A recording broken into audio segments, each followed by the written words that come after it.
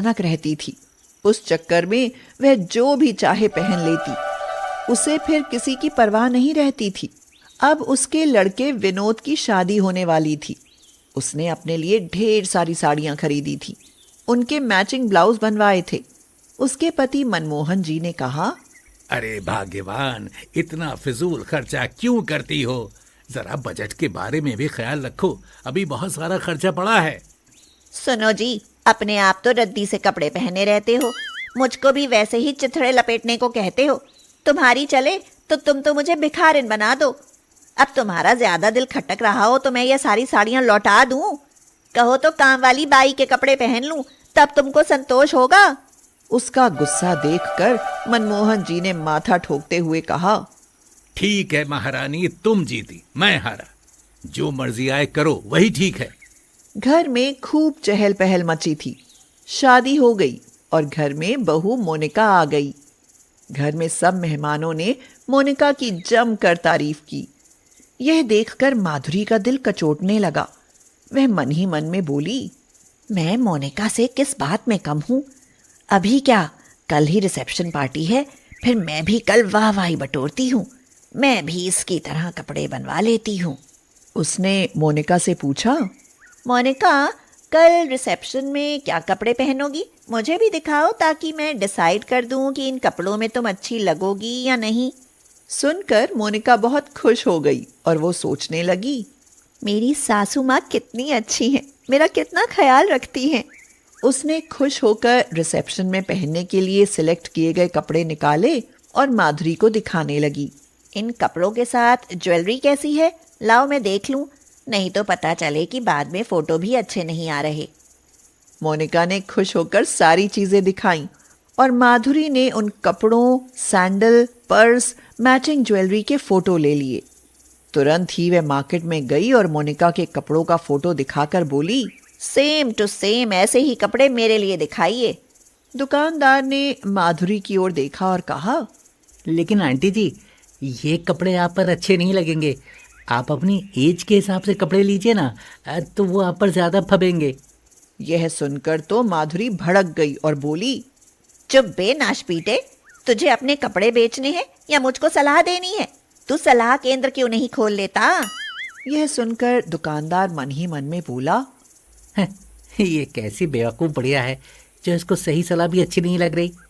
लेकिन मुझे क्या, मुझे तो अपना सामान बेचना है भाई।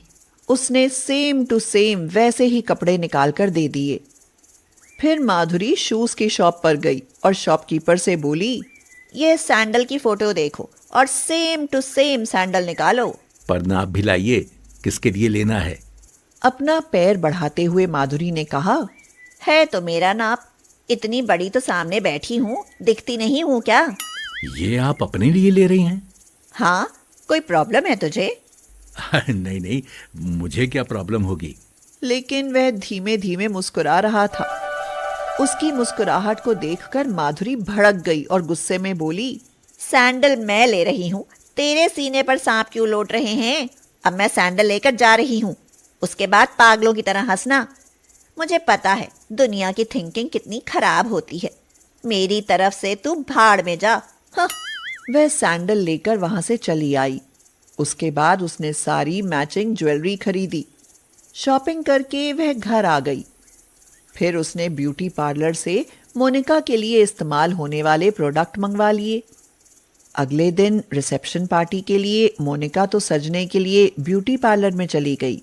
इधर माधुरी सोचने लगी, अगर मोनिका के साथ मैं भी पार्लर में तैयार होने के लिए जाऊंगी तो घर में सब मुझे डांटेंगे और मना करेंगे। खास तौर से विनोद के पापा तो बिल्कुल ही नहीं जाने देंगे।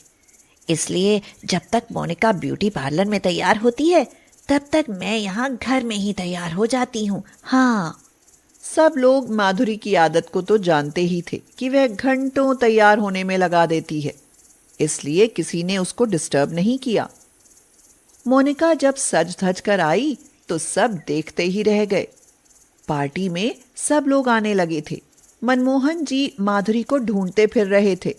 अरे विनोद की मम्मी कहाँ चली गईं? अभी भी तैयार नहीं हुई हो क्या? मेहमान लोग माधुरी के इंतजार में थे। माधुरी कमरे से निकल कर आई तो सब लोग उसको भौचक्के होकर देखने लगे। यह देखकर माधुरी मुस्कुराई और मन ही मन में बोली, लगता है सब मुझको देखकर सरप्राइज्ड हैं। वह अपनी ननद से पूछती है, क्यों रेनू, कैसी लग रही हूँ? अच्छी लग रही हूँ ना? मोनिका से तो अच्छी लग रही हूँ। यह सुनकर रेनू ने बहुत मुश्किल से अपनी हंसी रोकी और बोली, आपकी तरह तो यहाँ कोई नहीं लग रहा है भाभी। कोई अपनी हंसी रोक ही नहीं पा रहा था क्योंकि माधुरी बिल्कुल जोकर लग रही थी। मोनिका ने जब माधुरी के कपड़े, सैंडल, ज्वेलरी और मेकअप देखा तो वह चौंक गई और वह विनोद से बोली, तो इसलिए उन्होंने मेरे कपड़ों के फोटो लिए थे, इन्हें मेरी कॉपी करनी थी। लेकिन ये कितनी बेवकूफ़ हैं, इनको यही नहीं पता कि ये कैसी लग रही हैं। विनोद भी अपनी माँ को देखकर दांत पीस रहा था, लेकिन वह खुलकर कुछ कह नहीं पा रहा था। सारे मेहमान हंस रहे थे। यह देखकर माधुरी को अब बुरा लगने लगा, लेकिन वह किसी से कुछ कह भी नहीं पा रही थी। मेहमान खा पी कर नवविवाहित जोड़े को गिफ्ट और आशीर्वाद देकर विदा हो गए। लेकिन एक नई मुसीबत हो गई। माधुरी के चेहरे पर तेज जलन पड़ने लगी जो बढ़ती ही चली गई। वह हॉल से अपने कमरे में जाने के लिए तेजी से बढ़ी, लेकिन जल्दी में पेंसिल हील के सैंडल में उसका बैलेंस नहीं बना और वह लड़खड़ा कर गिर पड़ी और वह उठ ही नहीं पाई।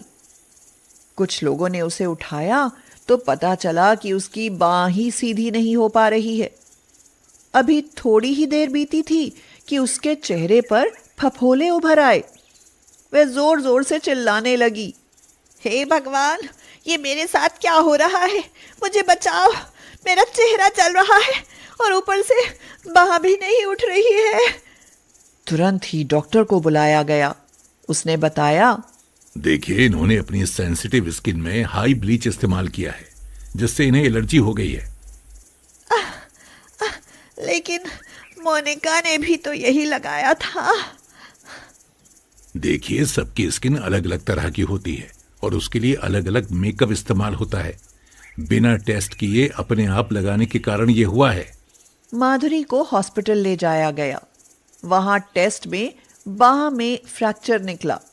मनमोहन जी बोले, ये फ्रैक्चर बहू की कॉपी करके पहने हुए सैंडलों की वजह से हुआ है। माधुरी को भी ये सब महसूस हो रहा था और वह पछता रही थी। अब उसको समझ में आ गया कि अपनी उम्र के हिसाब से ही सब काम क्यों करना चाहिए। ठीक होकर घर आने के बाद उसने सबसे माफी मांगी और अपनी एज के हिसाब से सादगी से रहने लगी। मोनिका भी अब माधुरी का खूब आदर करती थी। अब माधुरी से सभी लोग बहुत खुश थे।